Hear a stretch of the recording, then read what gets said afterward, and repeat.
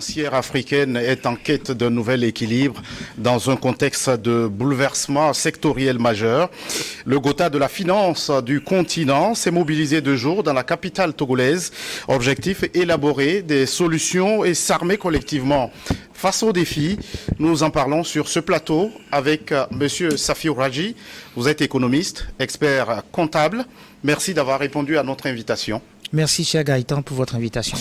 Monsieur Raji, l'AFIS vient de clore ses travaux dans la capitale togolaise. D'abord, quel symbole représente la tenue de ces travaux à Lomé? Je vous remercie, Gaëtan, pour cette première question, parce qu'en fait, ça me permet de vraiment dire le retentissement de cet événement pour notre pays. Parce qu'en fait, on ne peut pas vraiment mesurer à quel point c'était important d'accueillir l'AFIS au Togo. D'abord, c'est la première initiative depuis la fin du Covid.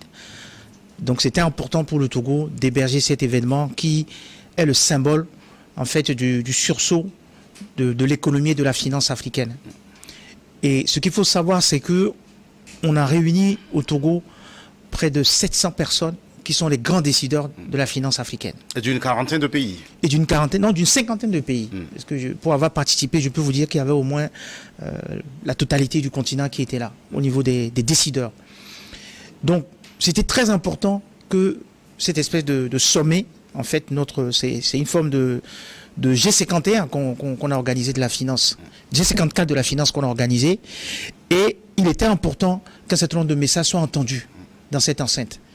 Et le chef de l'État, son excellence, le président Faure Ezosina Gnassingbé, a eu cette intuition géniale d'utiliser cette tribune pour passer un certain nombre de messages très forts qui ont été entendus par les acteurs financiers. Et ce que j'ai retenu là-dedans, c'est le fait que ça sera déterminant pour le développement du continent, que les banques, que la finance africaine devienne vraiment la locomotive de l'économie, la locomotive du développement du continent, avec une collaboration forte entre le secteur privé, la banque, tout ça arbitré par les gouvernements et les chefs d'État. Alors, vous parlez de ce message qui a été annoncé ou qui a été délivré au cours de ces travaux. Justement, quelles étaient les préoccupations des participants à ce sommet de l'AFIS? En fait, la première préoccupation, c'est d'abord que l'Afrique montre un visage d'un continent mature, un continent qui arrive maintenant par ses propres forces financières à organiser la finance africaine. On a maintenant une situation de maturité qui est telle que le continent invente des produits. On est même pionnier dans certaines initiatives, notamment dans le mobile banking, dans le mobile money. Tout ça montre la capacité du continent à répondre à ses besoins spécifiques, parce que l'inclusion financière est beaucoup aidée par ces solutions de financement par le mobile. Donc, à côté de cette initiative forte en matière d'inclusion financière et de diffusion même des pratiques bancaires dans le tissu économique, le continent aussi veut être le continent qui répond à certains enjeux mondiaux, notamment la question du climat avec la finance verte, sur lequel le continent a des demandes, des exigences fortes que la finance africaine porte au niveau de la COP 27 qui vient de se passer, pour rétablir notamment la justice climatique, qu'on rétablisse les équilibres, parce que nous sommes un peu les victimes de tous les enjeux climatiques tels que nous le vivons, y compris au niveau des flux migratoires. Donc tout ça, le continent le porte maintenant avec des voix fortes sur le continent au niveau de l'Union africaine, au niveau de notre ministre des Affaires étrangères qui aussi a vraiment porté un message fort lors du dernière assemblée de Nations Unies. Le moment est venu pour que la finance africaine joue son rôle, joue pleinement son rôle, et c'est ce que le chef de l'État a rappelé avec force lors de son message d'ouverture qui a été vraiment apprécié par les acteurs financiers. Et justement, les enjeux de la finance africaine, on parle notamment de l'inclusion financière, du financement des PME, des TPE. Est-ce que justement il y a des défis importants qui préoccupent le Gotha de la finance africaine? En fait, ce qui était impressionnant lors de la FIS, c'est la qualité des discussions, la qualité vraiment des échanges qu'il y a eu, parce qu'on avait des vrais décideurs, des gens qui connaissaient, des sachants, comme on dit dans notre langage.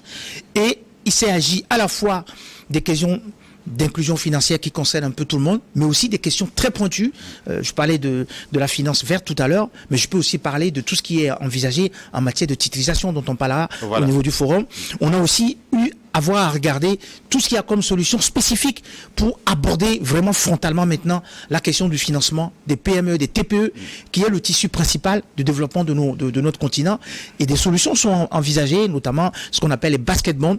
Il y a beaucoup de choses qui sont vraiment traitées aujourd'hui pour démontrer la capacité du continent à inventer des solutions propres, à développer vraiment une ingénierie financière assez spécifique à notre continent, y compris même, pour tout vous dire, même au niveau des règles prudentielles, on est en train de réfléchir à comment, à côté de BAL 1, BAL 2, BAL 3, on pourrait avoir bientôt un Lomé 1, Lomé 2, Lomé 3 pour démontrer la capacité du climat à adapter les normes internationaux qui sont importantes aux réalités du continent, pour vraiment montrer à quel point notre finance africaine étant mature revient maintenant sur des fondamentaux propres au continent, spécifiques au continent. Alors, les défis sont énormes et les attentes aussi grandissantes. Et la question qu'on se pose, quelle incidence directe aujourd'hui sur nos économies? En fait, les choses vont se voir très vite. Parce que ce qui est la caractéristique même de l'industrie financière, c'est une industrie qui est très réactive, c'est une industrie qui est dans tout le temps dans l'innovation, dans la capacité à devancer, être avant-gardiste. Donc il se trouve que sur notre continent, on a réussi à faire cet assemblage avec la FIS de tous les acteurs qui sont capables de tirer la locomotive pour aller plus vite, pour aller plus loin, pour aller plus haut. Et je vais vous donner un exemple très simple. Si vous prenez ce qui se passe au niveau du mobile banking, on vient de réaliser une prouesse extraordinaire.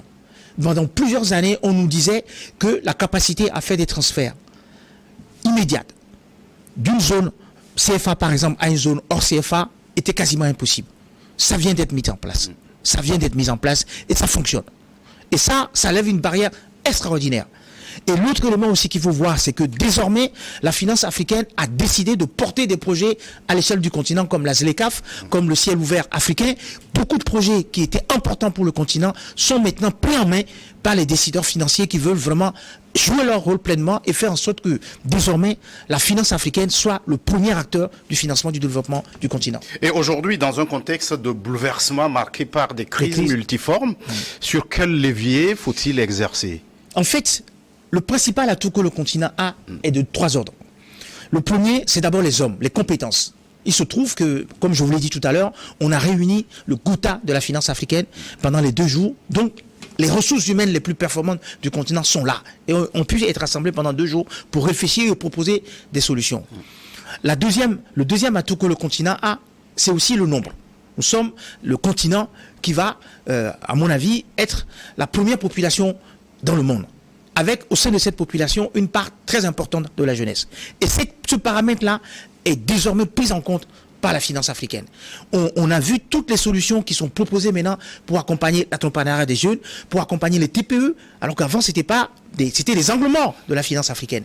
Aujourd'hui, ça revient au cœur du dispositif et c'est en ça qu'on sait que la finance africaine, qui est devenue plus responsable, plus impliquée, mais directement au niveau du développement du continent, va vraiment changer la donne. Ça va changer la donne, cette attitude nouvelle de la finance africaine, plus responsable, plus impliquée, plus engagée au service du développement. Alors, pour un pays comme le Togo qui abrite cet événement, des sièges de plusieurs banques multinationales et puis régionales, est-ce qu'il y a des avantages précis que le Togo pourrait tirer? D'abord, je voudrais me réjouir de la formule qu'a utilisée mon ami Serge Ekoué, le président de la BOAD, qui disait que le Lomé était devenu la City africaine.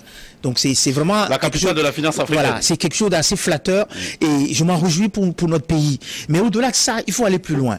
Le fait que la BOAD soit un peu le carrefour de beaucoup d'initiatives financières, y compris même sur la finance verte. Je vous l'avais dit, ils ont un département entier qui s'occupe de cette question du développement durable, du financement durable, du financement responsable sur le continent. C'est quelque chose qui va permettre d'accélérer beaucoup de projets de développement durable sur notre continent. Le fait aussi que le Togo abrite le siège de la BIDC, ce sont des supports importants pour le développement des projets d'infrastructures qui ont une portée d'intégration régionale. Si vous ajoutez à ça le fait que notre pays est leader en matière du ciel ouvert africain, vous avez là un certain nombre de paramètres positifs qui nous permettent de vraiment capitaliser sur un événement comme la FIS où, en fait, l'enjeu c'est quoi? C'est quand les principaux décideurs de la finance écoutent comme ça un discours d'un chef de l'État qui dit ce qui manquait, le chaînon manquant, c'était les pipelines de projets. Et le Togo met sur la table un plan Togo 2025 qui propose des projets avec des initiatives fortes dans tous les domaines. Là, on a une convergence qui va permettre au pays de profiter pleinement de cet engouement nouveau au niveau de la finance, qui devient une finance responsable, porteur des projets, et même la locomotive, aller chercher même certains projets qui sont dans le pipeline et les mettre à l'évidence pour avoir ce qu'on appelle des syndications de solutions financières pour porter des projets plus importants, plus déterminants pour le pays, mais aussi pour l'intégration régionale. Alors, Safiou Radji, dans le cadre de ce grand rendez-vous, vous avez travaillé sur un sujet aussi important, la titrisation. Oui. Qu'est-ce que c'est? En fait, la titrisation, c'est cet outil très ancien, parce que ça date de 60 ans aux États-Unis, mais qui est un peu relativement récent en Afrique, mais qui est peut-être un des leviers les plus importants inutilisés pour le développement du continent. Je vais faire un petit travail de pédagogie. La titrisation, c'est d'abord pour une banque qui a un certain nombre de créances, des crédits qu'il a offerts à des clients, à son bilan. La titrisation consiste en fait pour lui à vendre ces crédits-là à un autre opérateur indépendant qui est à côté et récupérer des fonds qui lui permettent tout de suite d'avoir de liquidité pour pouvoir prêter encore de l'argent à d'autres demandeurs sur le marché. Ça a cette vertu-là de donner la possibilité à la banque de pouvoir se développer. Ça permet aussi de répondre mieux aux règles prudentielles, BAL 2, BAL 3, qui disent aux banques, vous devez avoir un niveau de ressources pour être capable d'emprunter. Donc c'est ça la titrisation. L'intérêt de cette démarche, c'est d'abord que ça permet d'accélérer le cycle d'octroi des crédits par les banques. C'est-à-dire que la rotation avec cette titrisation permet aux banques de relativement rapidement avoir de la liquidité après qu'ils ont fait un prêt et de pouvoir à nouveau prêter de l'argent. Donc ça augmente le volume total de crédit qui circule dans l'économie. Ça a une autre vertu, c'est que ça permet de vraiment permettre au marché de la bourse de pouvoir donner aux épargnants la possibilité d'acheter ces crédits qui sont mis sous forme de titres et eux aussi donc de participer au développement de l'économie. C'est vraiment en ça que c'est un outil qui a plusieurs vertus. La limite de cet exercice, c'est de veiller à ce que les créances qui sont titrisées soient de qualité, soient surveillées, soient bien traitées, afin que les personnes qui épargnent en achetant ces obligations que sont les créances ne se retrouvent pas en situation difficile. Et c'est tout l'exercice qu'on a fait pendant le forum africain sur la titrisation. Alors justement, pourquoi le sujet est au centre des préoccupations aujourd'hui? Est-ce qu'il y a des défis à relever dans ce sens, sur le continent notamment? En fait, il faut reconnaître que le premier défi du continent, en dehors de la question des projets, des visions, des capacités à mobiliser les compétences, etc., c'est la question du financement. Le premier défi, c'est le financement. Et la titrisation a cette particularité qu'elle permet de disposer du financement tout de suite. Puisque les créances sont là, il faut les titriser. Donc, faire un certain nombre de procédures très rigoureuses, surveillées par la Banque centrale, les autorités de régulation. Dès que la procédure est faite, on peut mettre les fonds, les titres sur le marché de la BRVM, qui est d'ailleurs dirigée par un brillant Togolais, docteur Amenouvé. Et donc, l'idée ici, c'est de faire en sorte que ce processus soit accéléré, soit banalisé, pour qu'on puisse désormais être en situation de disposer de cet outil de financement de l'économie réelle. L'élément aussi qu'il faut garder à l'esprit, c'est que au niveau des autorités de régulation, il n'y a pas que la titrisation des créances qui est en cours. On peut aussi regarder ce qui se passe au niveau de la structure qui a été payée pour le refinancement des crédits hypothécaires par la BOAD au sein de l'espace ouest-africain, qui vise en fait à émettre là aussi des obligations qui permettent de soutenir la construction des logements, la construction des projets immobiliers et de faire en sorte que les crédits hypothécaires accordés par ces structures de la région ouest-africaine aident les banques à financer plus de projets de développement dans le domaine de l'immobilier. Et puis il y a une dernière catégorie d'outils qui correspond à la titrisation, c'est tout ce qu'on appelle les obligations sécurisées, qui sont des obligations qui sont émises, qui permettent vraiment de donner toutes les garanties aux épargnants pour qu'ils puissent participer là encore à la mobilisation des ressources au service du développement. Alors Safiou Radji, une question toute simple, nous tirons vers la fin de cet entretien. Quelle perspective pour la finance africaine?